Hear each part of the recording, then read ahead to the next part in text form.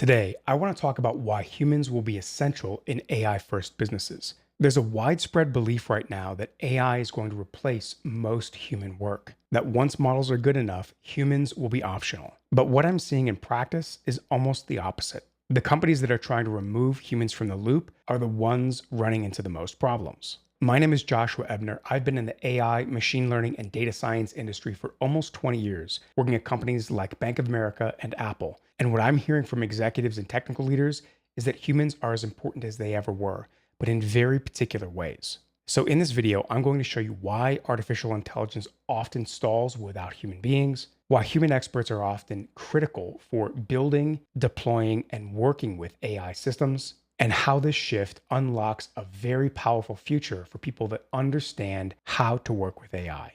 Let's start with what I call the 80% trap. One of the big issues with large language models is if you ask them how to solve a particular problem, they often give you good answers, but not great answers. A better way of maybe framing this is that they get you about 80% of the way there. But if you're familiar with the 80/20 rule, that last 20% gets you most of the value. So generative AI systems often get you 80% of the way there, but to get to that last 20% where most of the value lives, you often need human beings. I am not only seeing this myself, I am hearing this from executives. So I actually know someone who is a fractional chief marketing officer. She had a conversation with a bunch of her friends and a bunch of her associates, and they were all saying the exact same thing. AI was getting everyone about 80% of the way there when they had problems or they were trying to solve particular issues in their business, but that last 20% required a human being. I'm also seeing that in my own life where I have problems either in my own business or if I'm working on something. AI only gets me so far. And then after that, when I'm trying to refine it and get a really excellent product or a really excellent outcome, it often starts kind of running me in circles and maybe even giving me bad answers for that last 20%. And then I have to either rely on my own expertise or I need to go out and do some research from real human experts, maybe talk to some friends, some business associates, and so on.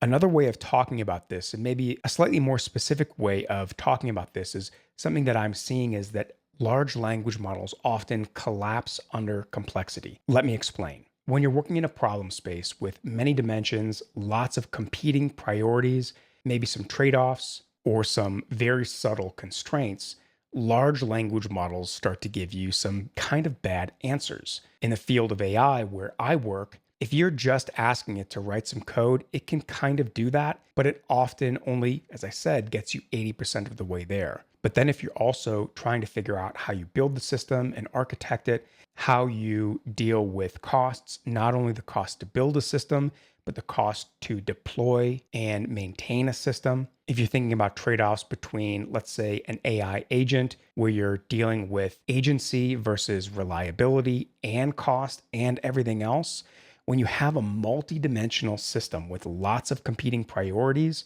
and you go and ask a large language model, how do I do this? It often gives you bad answers. This is one of the issues I think that many teams are running into as they're trying to deploy AI. They're maybe trying to rely on large language models to tell them how to do it, and it often fails. So essentially, if you're going to an LLM, asking it questions and trying to get it to solve your problems or maybe do some work for you, large language models in very complex spaces tend to kind of flatten the problem and give you only mediocre answers. If you want excellent answers, the answers that are going to help you beat your competitors, you're going to need human experts. By the way, if you want to know if your company is really ready to use AI, click the link in the description below. Go take my AI readiness assessment. It's 15 questions. It'll take you less than 3 minutes, and it will score you on 3 major areas that will tell you your AI readiness. Click on the link in the description and take the AI readiness assessment right now. But using AI to do knowledge work is not the only area where you're going to need human beings. And that brings us to the next point. You need human beings to help you build new AI systems. Let me explain. Now here, I'm not talking about building something like ChatGPT from scratch.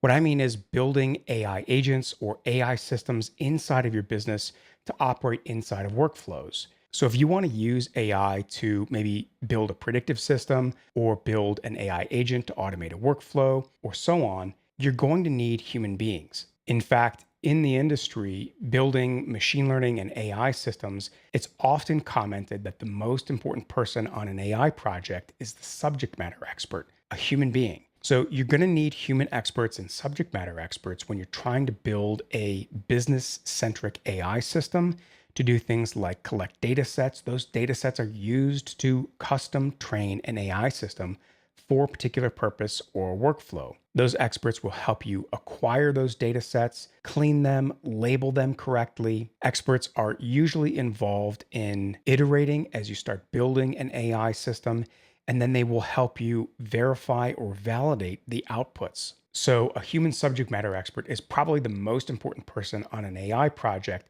followed by the AI engineers themselves. But once you have your AI systems up and running, you're going to need human beings for some very specific things in order to get the most value. And that brings us to our next point. You need human beings to set goals and write prompts. Now, most people right now are sort of familiar with prompting, but prompting is essentially kind of a subset of something larger that we can call goal setting and context engineering. So, AI systems, and here I'm talking about large language models specifically, when you use a large language model, they don't set their own goals. And even once you give it a goal, you often need to give it a lot of context to get it to produce good outputs or good work. So, one of the main roles for human beings going forward is to set those goals and provide enough context such that a LLM or an AI agent or AI system can go and do that work and come back with a good answer. We'll talk about the answers in a second, but ultimately, human beings need to be able to define the right metrics, define exactly what good or finished looks like, provide enough information about the problem, including things like documents, constraints, the details of the particular issue, and so on. So, in some sense, human beings in this way are going to act like managers. Just like a manager typically goes to a subordinate and says, "Here, I need you to accomplish this task. Here's what good looks like. Here's exactly what I need you to do. It needs to fit inside of these parameters or these constraints," and so on. As we move forward into the AI era, human beings are going to work with AI systems in a very similar way.